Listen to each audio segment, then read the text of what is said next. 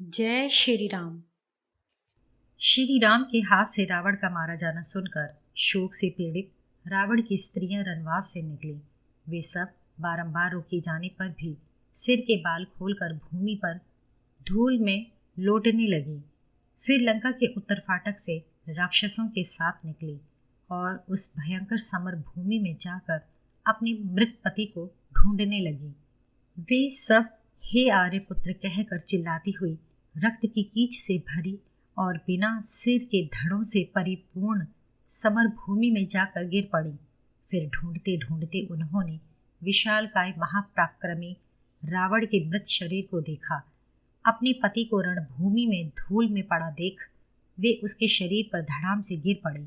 उनमें से कोई तो बड़े आदर के साथ उससे लिपट गई, कोई उसके पैरों से लिपट कर रोने लगी, कोई उसका मुख देख मूर्छित हो गई, कोई उसके सिर को गोदी में रखकर और उसके मुख को देख देख कर रोने लगी और रोते रोते कहने लगी, जिसने इंद्र और यम को युद्ध में भयभीत कर दिया, जिसने कुबेर से उसका पुष्पक विमान छीन लिया, जिसे आज तक देवता यक्ष दानव दैत्य आदि नहीं मार सके, वह एक साधारण प्राणी की तरह एक मनुष्य के हाथ से मारा गया।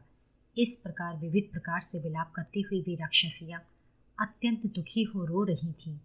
फिर वे दुख से पीड़ित हो विलाप करती हुई कहने लगी, इन्होंने कभी हित चाहने वाले हितैषियों और संबंधियों की बात न मानी और स्वयं मरने तथा राक्षसों को मरवाने के लिए सीता को हर लाए।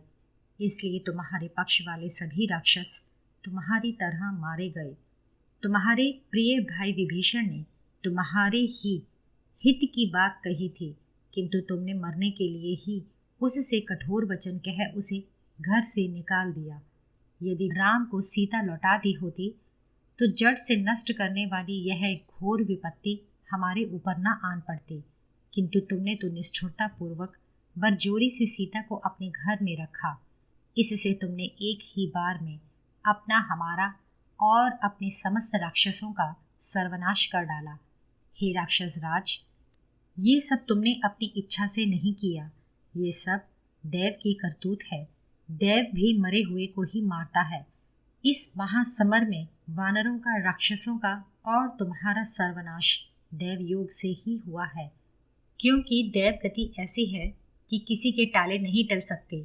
इस प्रकार विलाप करती हुई रावण की स्त्रियों में सबसे बड़ी व प्यारी मंदोदरी अपने पति की उस दशा को देख विलाप करती हुई कहने लगी, हे जगत विख्यात, जब तुम क्रोध करते थे तब इंद्र भी तुम्हारे सामने खड़े नहीं रह सकते थे, तथा बड़े बड़े ऋषिगण, गंधर्व आदि भी तुम्हारे क्रोधित होने पर दशों दिशाओं में भाग जाते थे, किंतु आज तुम राम नाम के केवल एक मनुष्य के हाथ से पराजित होकर जाते नहीं। कितने आश्चर्य की बात है कि तीनों लोगों को जीतने वाले बड़े धनवान दबंग को एक वनवासी मनुष्य ने मार डाला। तुम तो ऐसे स्थान पर रहते थे जहाँ कोई भी मनुष्य नहीं आ सकता था। इतना ही नहीं, तुम इच्छा रूपी भी थे और युद्ध में भी युद्ध संबंधी सभी सामग्री थी। अतः राम के हाथों रण में मारा जाना तुम्हारा सर्वथा असंभव है। जब जनस्थान में बहुत से राक्षसों के साथ तुम्हारी भाई खर को श्री राम ने मारा था, तभी मुझे विश्वास हो गया था कि यह रामचंद्र मनुष्य नहीं है। फिर जब इस लंकापुरी में, जिसमें देवता भी फटक नहीं सकते, बलपूर्वक हनुमान घुस आया, जब बड़े बड़े भयंकर वानरों ने समुद्र के ऊपर पुल बांधा, तभी मेरे मन में श्री रामचंद्र के मनुष्य होने में संदेह उत्पन्न हो गया था। हाँ, ऐसा हो सकता है रामचंद्र का रूप धरकर काल स्वयं आया हो। यह स्पष्ट है कि यह श्री रामचंद्र जी निश्चय ही समस्त प्राणियों की रक्षा करने वाले, समस्त जीवों में उत्कृष्ट, सनातन और महान से भी महान है। वैकुंठवासी, शंख चक्र गदाधारी, वक्ष स्थल के दक्षिण भाग में लाल रंग का मत्स्य चिन्ह धारण करने वाले, अजय, शाश्वत और सत्य पराक्रमी विष्णु भगवान मनुष्य का रूप धारण करके आए हैं। मैंने तुमसे कहा था कि तुम रघुनाथ जी से बैर मत करो, किंतु तुम न माने। उसी का यह फल मिला है। तुमने सीता को हर के बड़ा अनुचित कार्य किया। फिर जिस विचार से तुम सीता को लाए थे वह भी तो पूरा न हुआ।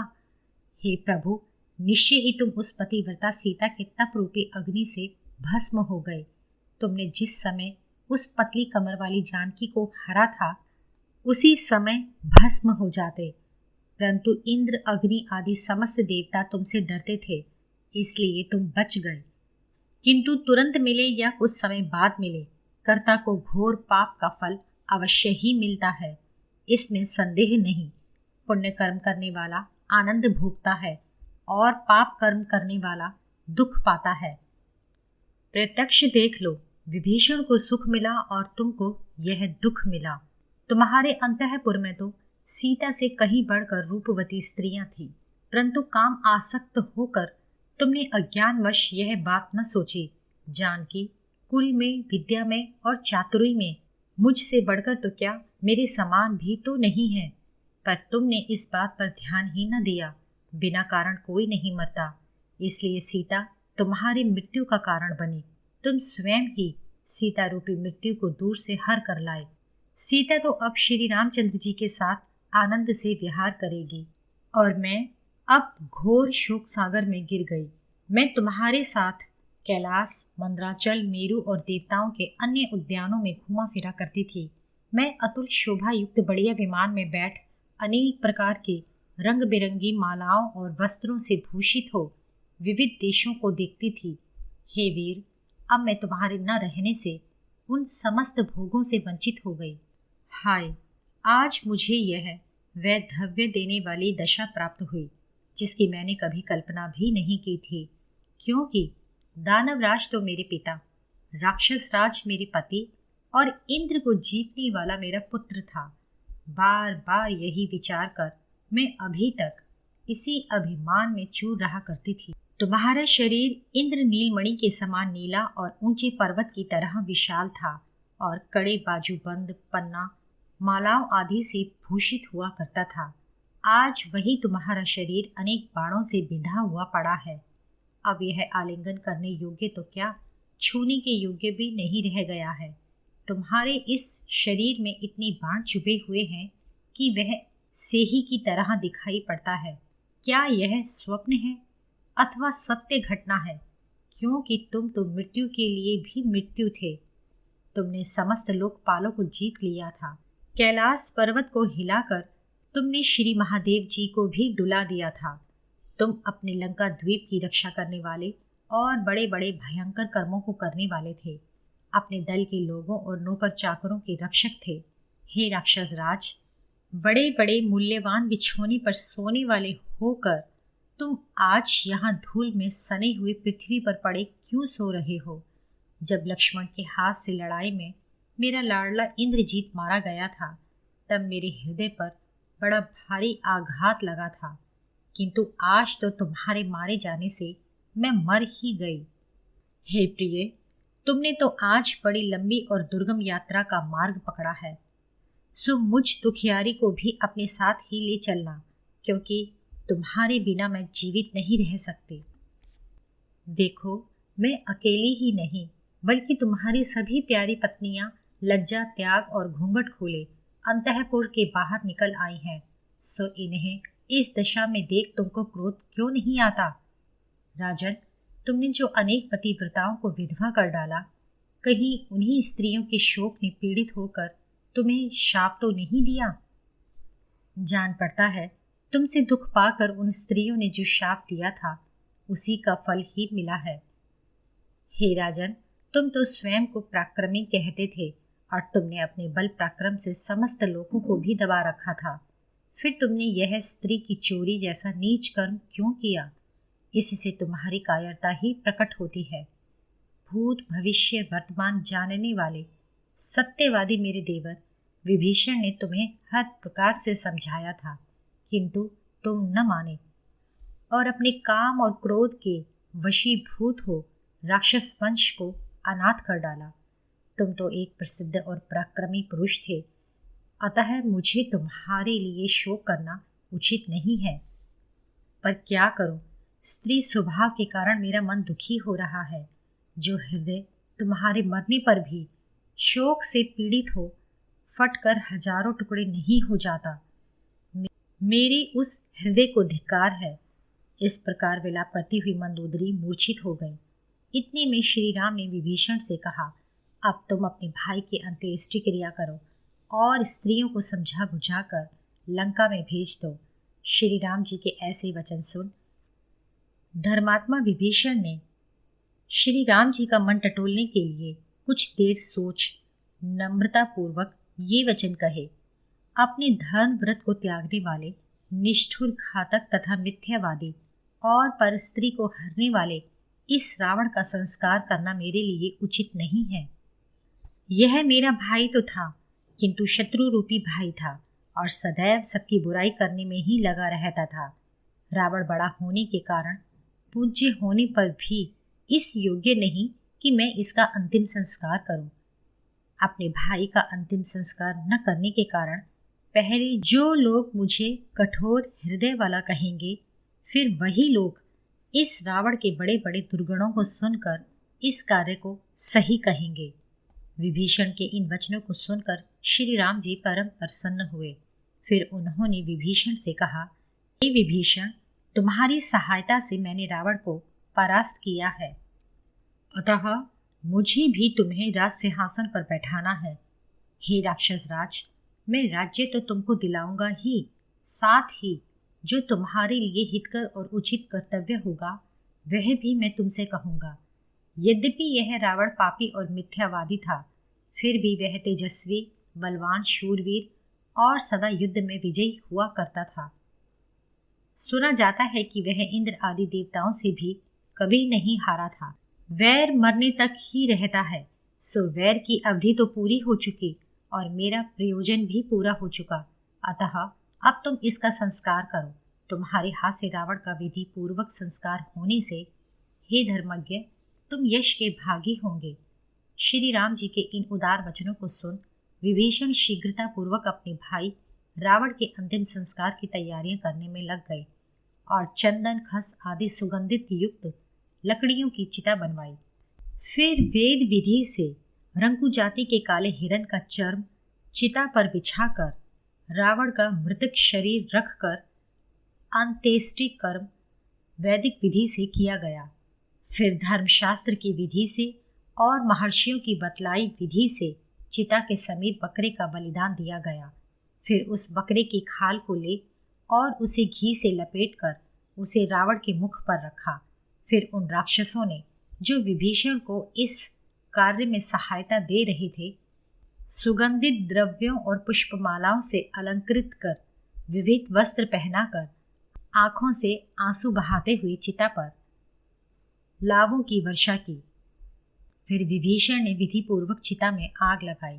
फिर स्वयं नहाकर गीले कपड़े पहने हुए दूर्वा सहित तिल मिश्रित जल ले विधि पूर्वक तिलांजलि और जलांजलि दी और सिर नवाकर प्रणाम किया। फिर रावण की स्त्रियों को बारंबार समझा बुझा कर लंका में भेजा। जब रावण की स्त्रियां लंका में चली गईं, तब विभीषण श्री राम के निकट जा चुपचाप खड़े हो गए। रावण का वध देख देवता, गंधर्व और दानव आदि अपने अपने विमानों में बैठ अपने अपने स्थानों को चले गए। फिर श्री राम ने इंद्र के भेजे हुए दिव्य रथ को लौटा कर ले जाने के लिए मातली को आज्ञा दी। मातली के स्वर्ग चले जाने के बाद फिर वे लक्ष्मण के कहने से वहां गए जहां वानरी सेना छावनी डाले थी। वहां पहुंचकर श्री राम ने लक्ष्मण से कहा, हे सौम्य, अब तुम विभीषण को लंका के राज सिंहासन पर अभिषिक्त करो। मेरी बड़ी इच्छा है कि मैं इन विभीषण को राज सिंहासन पर बैठा हुआ देखूं, क्योंकि यह मेरे अनुरागी हैं, भक्त हैं और उपकार करने वाले हैं। जब श्री राम ने इस प्रकार कहा तब लक्ष्मण जी ने बहुत अच्छा कहकर एक स्वर्ण कलश उठा लिया। उस स्वर्ण कलश को मन के समान तीव्र गति से चलने वाले श्रेष्ठ वानरों को देकर उनसे कहा कि चारों समुद्र का जल ले आओ। वे महाबली वानर अत्यंत शीघ्र गए और समुद्र जल लेकर तुरंत लौट भी आए।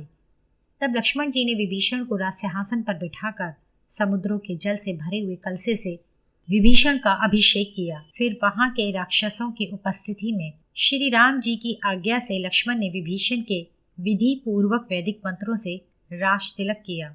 विभीषण का लंका के राज सिंहासन पर अभिषेक हुआ देख विभीषण के मंत्री और उनके पक्षपाती राक्षस बड़े प्रसन्न हुए।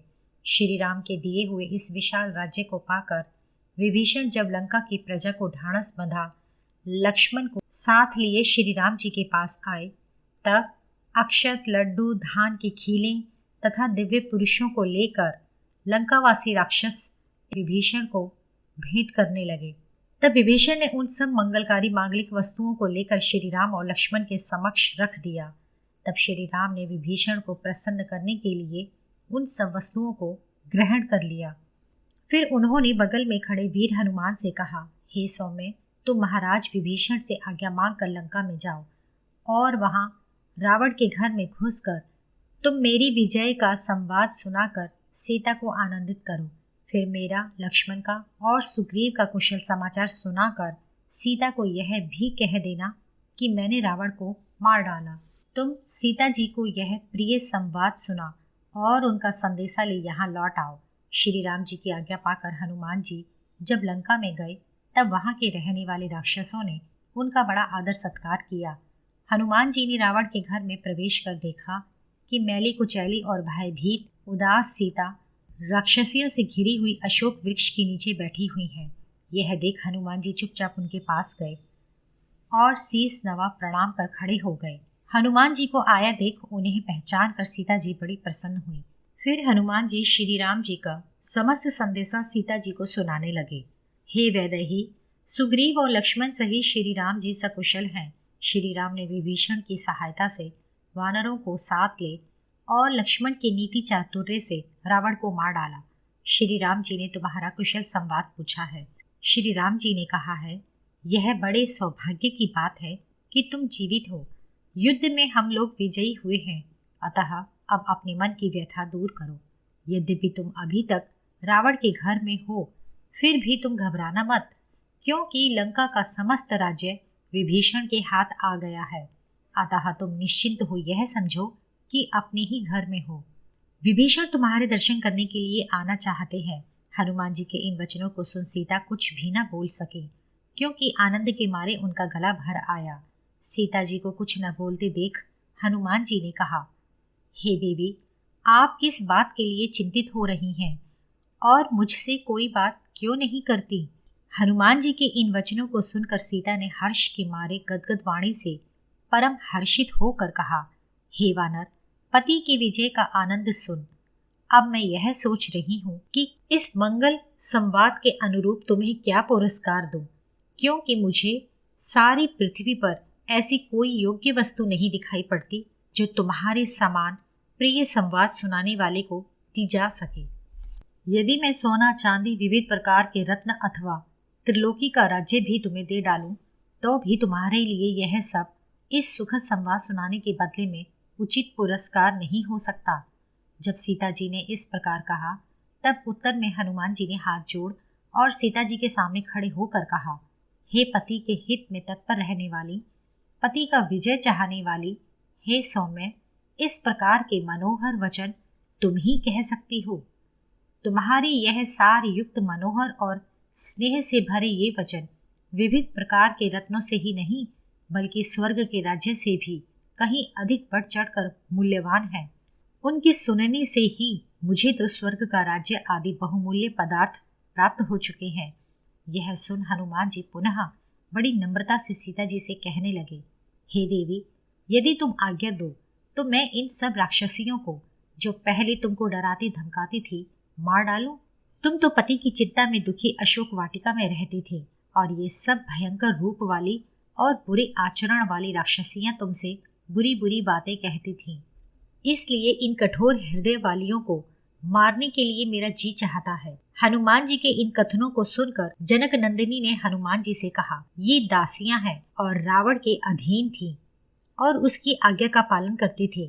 अब जब रावण मर चुका है तो यह मुझे नहीं डांटती डपटती।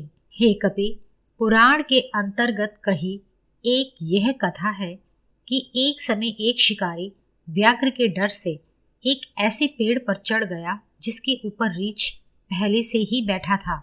उस समय भालू ने व्याघ्र को जो श्लोक सुनाया उसे सुनो। अपकारी को अपकार द्वारा बदला देना उचित नहीं, अथवा दूसरे के बुरे काम देखकर वैसा ही बुरा बर्ताव करना उचित नहीं। प्रत्येक जन को अपने आचरण की रक्षा करनी चाहिए। हे वानर, भले ही कोई पापी हो या धर्मात्मा अथवा वध करने योग्य ही क्यों ना हो, किंतु श्रेष्ठ जनों को उस पर दया ही करनी चाहिए, क्योंकि ऐसा कोई है ही नहीं जो अपराध न करता हो। कुछ न कुछ अपराध तो सभी से हुआ करता है। मेरी समझ में तो वे राक्षस जो जीव हिंसा करना एक खेल समझते हैं, उनका भी अनिष्ट करना अच्छी बात नहीं। जब सीता जी ने इस प्रकार कहा, तब हनुमान जी ने सीता जी से कहा, जो संदेशा श्री राम जी के लिए मुझसे कहना चाहती हो वह कहो, क्योंकि अब मैं श्री राम जी के पास जाना चाहता हूँ। तब जनक नंदिनी ने हनुमान जी से कहा, हे वानरों में उत्तम, मैं तो अपने पति के दर्शन करना चाहती हूँ। सीता जी का यह कथन सुन हनुमान जी ने मैथिली को हर्षित करते हुए यह कहा, हे मैथिली, लक्ष्मण और मित्रों सहित श्री राम के दर्शन तुम आज करोगे। यह कह हनुमान जी श्री राम के पास लौट आए।